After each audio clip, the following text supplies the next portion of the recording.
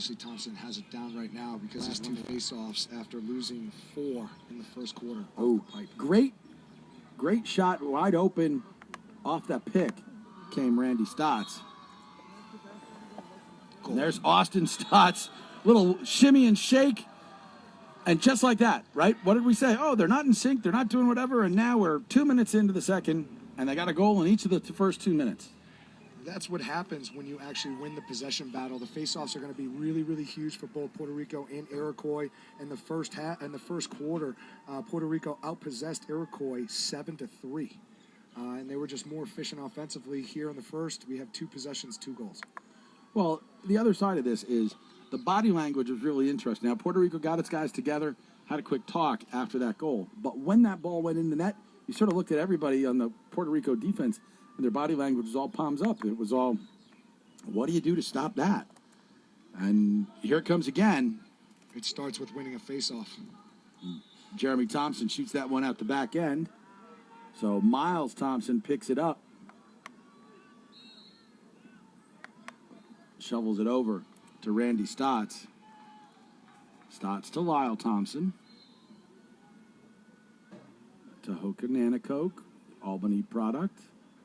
Well, not product. He's not finished. He's still a product. Yeah, He's still a product. Well, you're not really a product until you're done. Like this man here, Lyle Thompson. He is an Albany product. He was produced, as it were. Although I don't think you can. Even Scott Marr, who is an assistant coach for the Haudenosaunee, I don't think he would say that he produced Lyle Thompson. I think he'd say he got an incredible natural specimen and didn't mess him up. That's all you need to do sometimes, just let players play. Oh, that is just silly from Lyle Thompson. He beat one man, he beat another man, and then he just casually flicked the ball into top left corner of the net.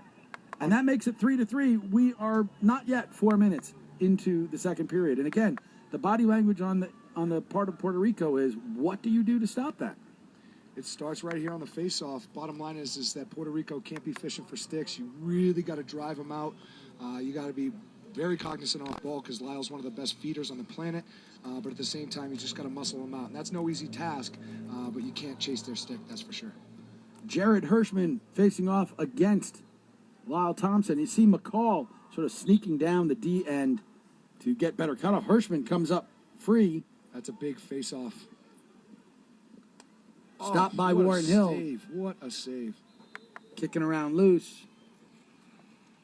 Somebody was playing without a stick, which should have, well, the Iroquois had the ball in their hands, so that works for them.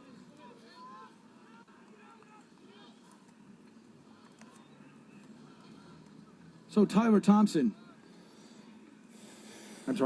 Armstrong. There are so many of them that sometimes they want to make other guys members of the Thompson family, and they all act, talk about a group that acts like family, and of course many of them are cousins and otherwise related, but they're very fun to be around when they're away from the field because they have that family feel.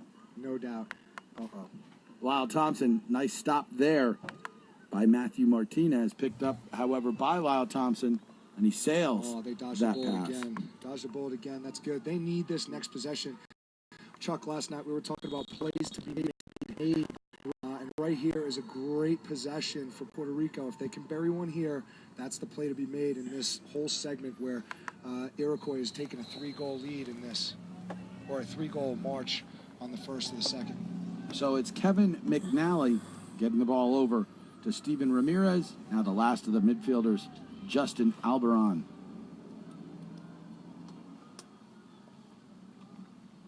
Ball swings around. It is Kevin McNally with all of the goals.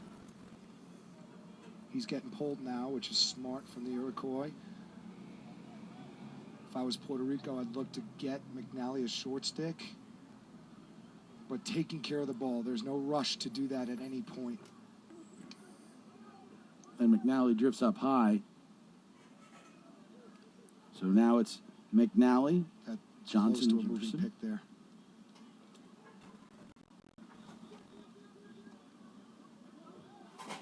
Guarded by Jimerson.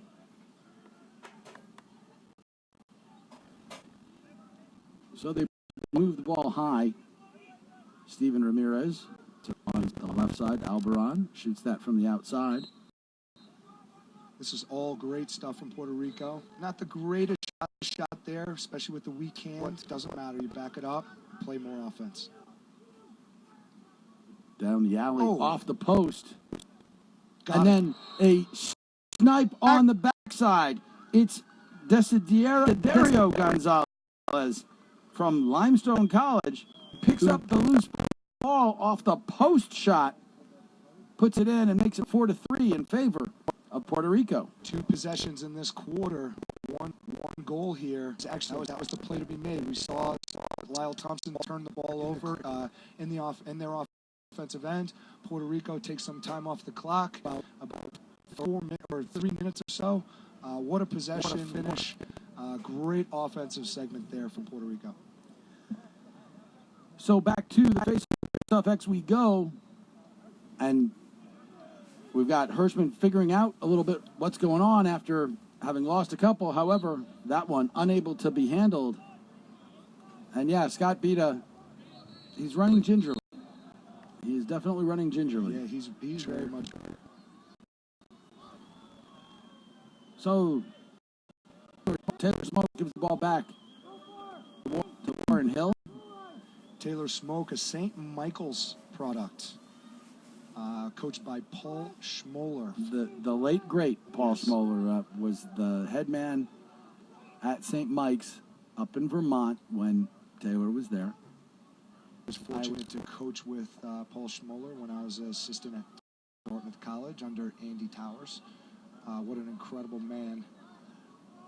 A great coach, great guy, an incredible lacrosse player. One of the best goalies ever. Yes. And I mean, I remember watching Paul Schmoller in Lake Placid, and we were in our 30s because I'm similar age to what he was. Wow. Nice goal and a flag. That might be a slash, Chuck. They might end up with a man-up face-off here. Randy Stotts ties things up. Nope. Got a hold, so they're going to they'll wave it off because it was a holding call.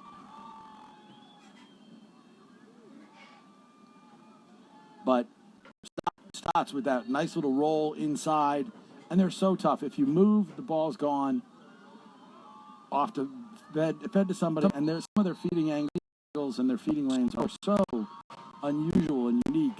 Let's try something thin, and that's actually what they're a little worried about from a coaching perspective. Is these guys will try to hit that window, that spectacular shot, as Hirschman moves early, because they can. They expect to do the impossible. And although they frequently do, and Lord knows those things show up on SportsCenter or on Lax All-Stars Top 10 highlights or what have you, those are not the ones that are necessarily going to help you. You can have the 10 most beautiful, the 10 prettiest, most exciting, the 10 that get the announcers most excited or what have you goals. But if you don't have the 10 goals to put up against Canada, when you don't give them 9. So they swing the ball here. Miles Thompson looks backside. Tyler Armstrong up high to Jackson. Losing. Great the ball. Defense. Great defense right there. So we wind up with the ball back with Tyler Armstrong. Going one-on-one on the short stick. Gets that up high for the blast. Stotts came up a little balky, and Stotts, who has had knee problems. But that brings us to the media timeout, where the teams will also go handle their hydration. We will handle our business as well. So we'll be back in just a moment with more action. The Haudenosaunee have come all the way back. Your score, Iroquois 4, Puerto Rico 4. You're watching the 2018 FIL World Championships from Netanya, Israel on the ESPN family of networks.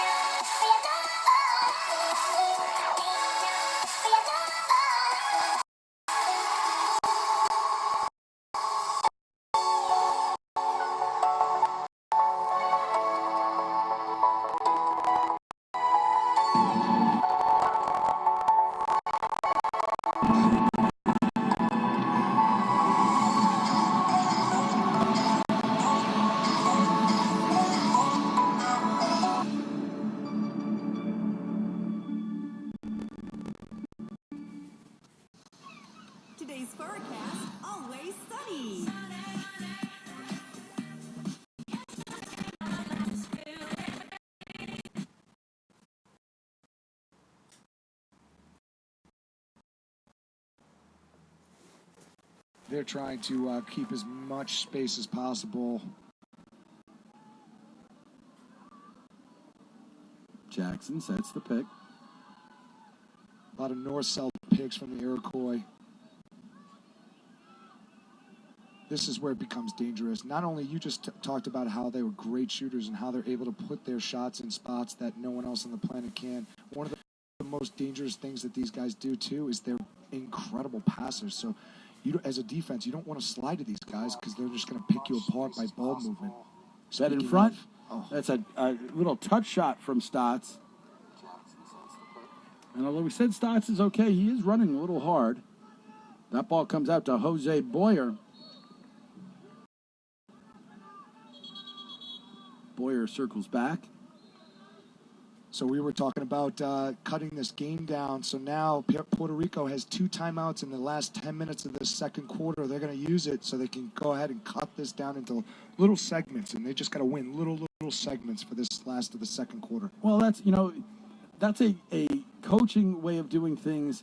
I mean, it's always interesting, and I've got to ask this question because you are here with Turkey, and Turkey is one of the stories, but not always for the greatest reason. You have a very dedicated crew of guys. They are having a great time. They are taking in everything they can, but there's not a lot of them. I mean, we got teams, you're allowed to carry 23, which is considered a short roster. Yes. Yeah, you carry 2/3 roughly of 23, and by now you've got a couple guys injured. For you as a coach, how much are you telling them, hey, let's just win the next 5 minutes. Let's just win the next 5. Let's play a whole bunch of 5-minute games and see how many of them we can win. That's exactly what I tell them. So in the first and third, I tell them the only break we have is the hydration break, so that I keep the timeouts in the second and fourth quarters. Essentially what I've done is we've got 16 guys. We're down to now 15, potentially even 14 after today's game.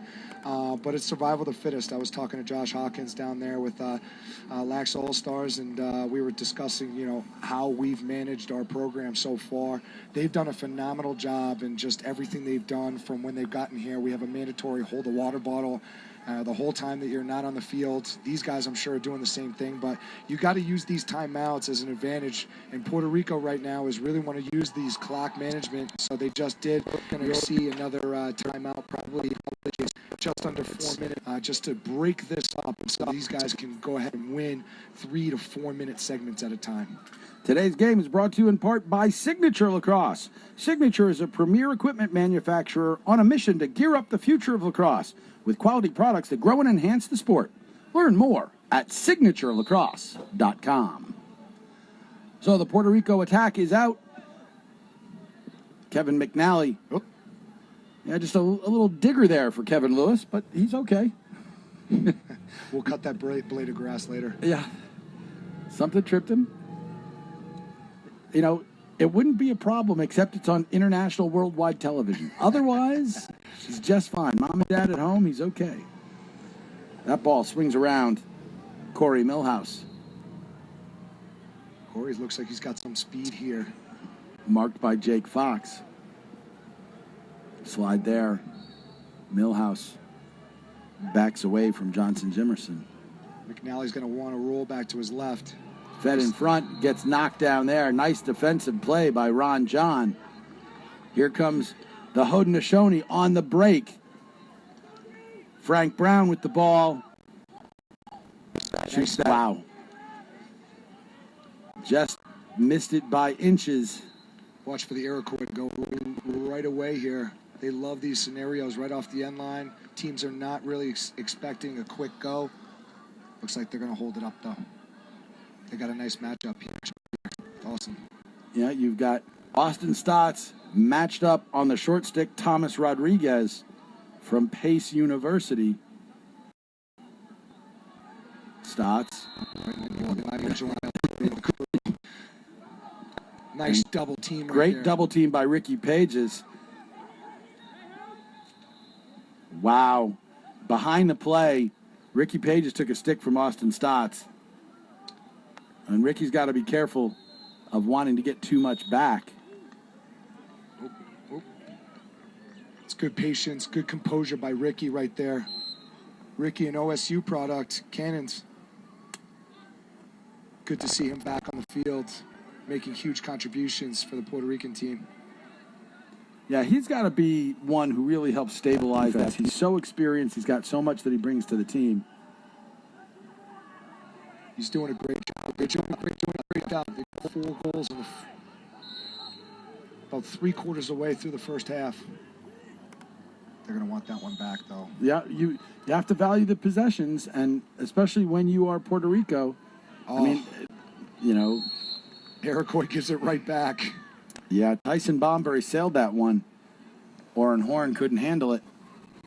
And probably couldn't have handled it if he was about 7'4".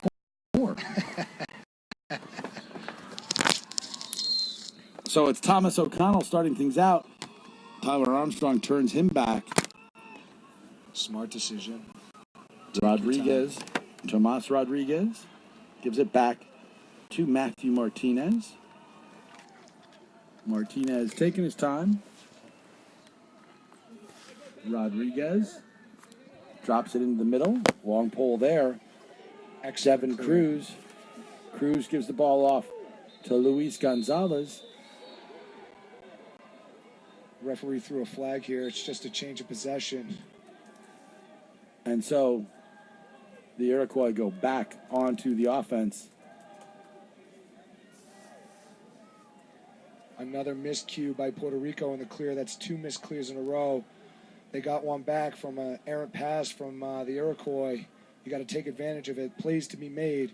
That was a clear they needed desperately to keep this thing close. Now you're giving the ball back to a hefty offense here that is starting to feel themselves here in the second quarter. Well, here's Austin Stotts. He loves being guarded by the short stick. He's like, if you guys want to send the shorty to me, we'll have fun all day long. Austin Stotts has got an incredible first step. If you watch his dodge, one quick move and his first step is explosive. And he's been playing on the international level since he was 16, if not earlier. So they say it was a pass from Nanticoke. He kind of looked like he was winding up, pulled it back at the last second, but it winds up with Lyle Thompson. Thompson being guarded by J.T. Giles Harris.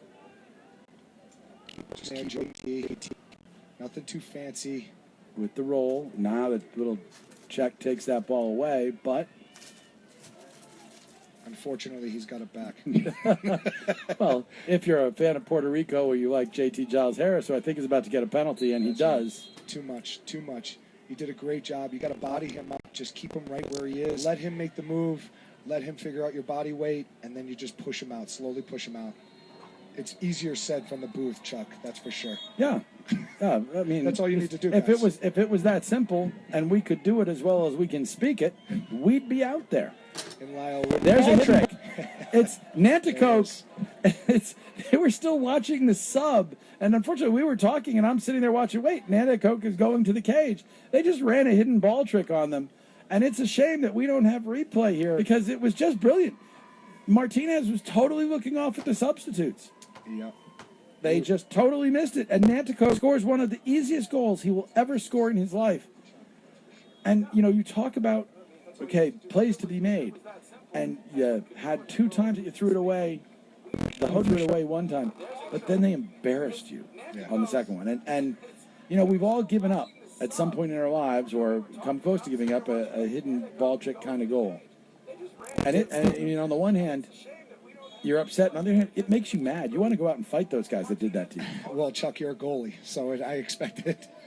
When you're looking the opposite way, you end up on SportsCenter, not anyone else. Now, there is some truth to that.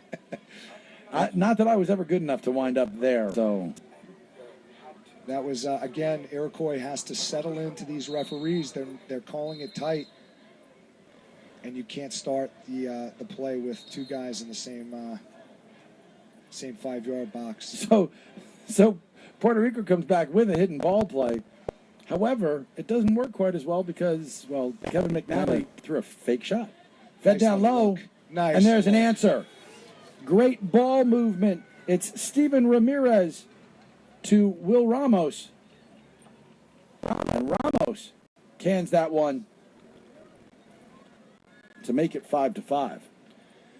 Again, they got one back. Excellent play. Iroquois got to stay out of the box. I mean, if they can stay out of the box, I think that they can ride this through. But Puerto Rico, they give one back to Puerto Rico. Really nice skip through pass and a really nice finish. Took his time, put it where it needed to be. Again, Warren on top of that one, tipped it in. Are you at all surprised Puerto Rico didn't score so quickly, call a timeout, and try to preserve, because you're still man up? It's true, especially with 1 minute left. They're probably thinking about they should have, but they got the ball back pretty quickly here. So Scotty Bita has the ball.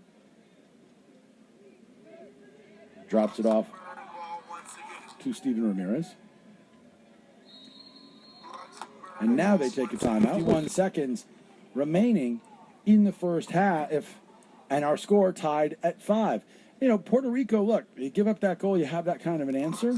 That's actually a moment for your team, because you come back the other way. Like I said, you get scored on in a hidden ball play, and everybody feels miserable. I mean, it has happened. Everybody knows it's going to happen at times. You feel miserable that happened to you. But you score on a play that good, and you're kind of like, you have to resort to tricks. If I'm Puerto Rico's coaches there, aren't I going in and going, hey, guys, they're not, they're running with us, but they've had to resort to tricks to score goals. Yeah, you're looking, in a situation like that, your team to respond. You're looking for your team to respond by doing their job. They got a nice little, getting the ball into their end, man up, boom, respond with it. Obviously generated great opportunity for them and putting it in the cage and finishing. If they had, say, Warren Hill, made the save right there, that would have been probably a dagger. But look, Puerto Rico's playing really, really tough right now. They're controlling the tempo of this game. This is in their favor. It's going to be pretty much 5-5, with about 50 seconds left. They did a great job there responding. Today's game is brought to you in part by JBC Money, the money transfer specialist for private and corporate clients. Start saving today with bank-beating exchange rates, no fees or commissions on your international money transfer needs, and with the support for 60 different currencies. You can learn more at jbcmoney.com. And with 15 markets across the United States, 3D Lacrosse is America's premier provider of lacrosse training and player development services, including box field hybrid training, select travel teams, team tournaments, recruiting showcases, and more. Visit 3dlacrosse.com. So here comes Puerto Rico. Now you got 51 seconds as we get back into play here, Ryan. How long would you wait? Because we remember at the end of the first quarter they had an opportunity, and we talked about how we were going to sit for a long time, and we didn't. Kevin McNally getting worked. Managed to hold it, however, through a slip and fall. Kevin's probably taking a little bit too much unnecessary pressure when you have a teammate that's wide open up top. But he wants the ball. 20 seconds, because they're trying to make sure that they don't do anything to give the ball back to the group. No doubt. Ramirez feeds that down low, gets knocked down. Gonzalez can't handle it. Works on the ground ball, comes away with it. And he can't get the shot off. But a very entertaining first half comes to an end. And I don't think anybody expected it to be quite this close, except for maybe Team Puerto Rico. And that sets things up for what should be a very entertaining second half. We'll come back with that in just a few minutes. For Ryan Danahy, thanks for joining us. I'm Chuck Jaffe, and we'll be back with the second half in a little bit. It's 5-5, Puerto Rico and the Iroquois. You're watching the 2018 FIL World Championships from Netanya, Israel on ESPN Network.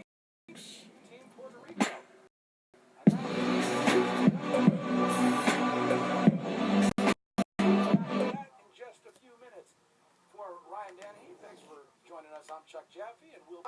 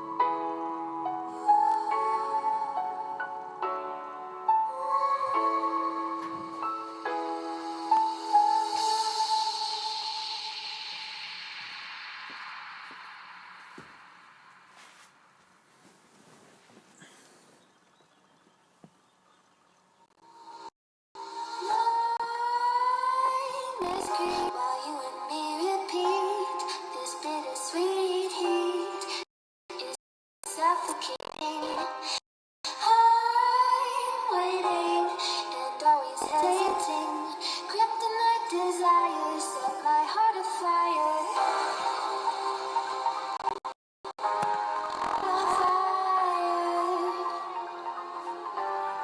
Set my heart afire.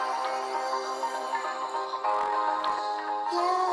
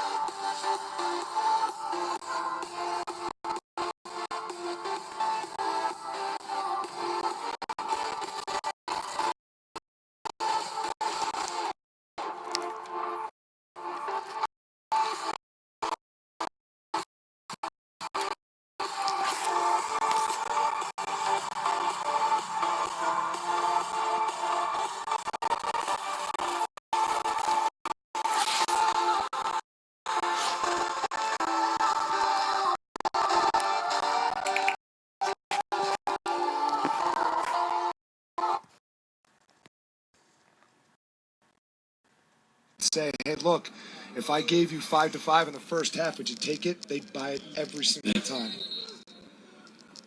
Jeremy Tomlin didn't want to draw, but lost the shake. Couldn't get the ball out of his stick. You're allowed to carry,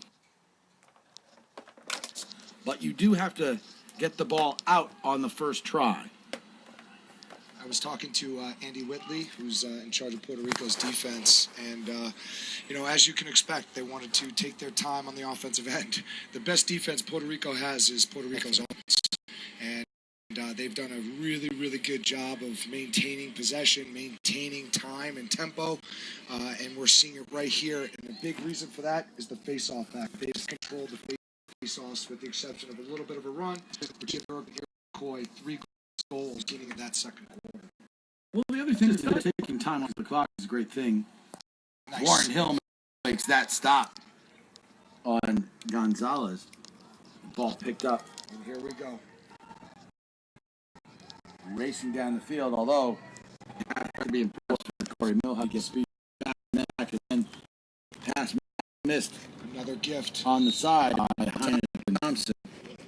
Another part of this is that Iroquois, because they tend to attack so quickly, they haven't been able to get really into much of an offensive rhythm. They got it going, but it's very tough to get things in sync when you only have the ball occasionally. And that was from Milhouse. Obvious possession right there.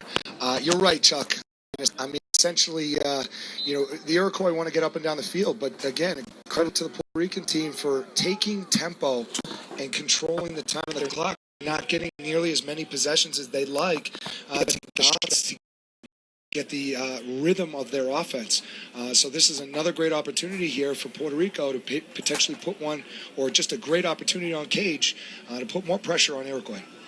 Let's talk about the term possession shot. Of course, a shot that goes out the back end winds up to the team that has to it. It's as if it's a pass.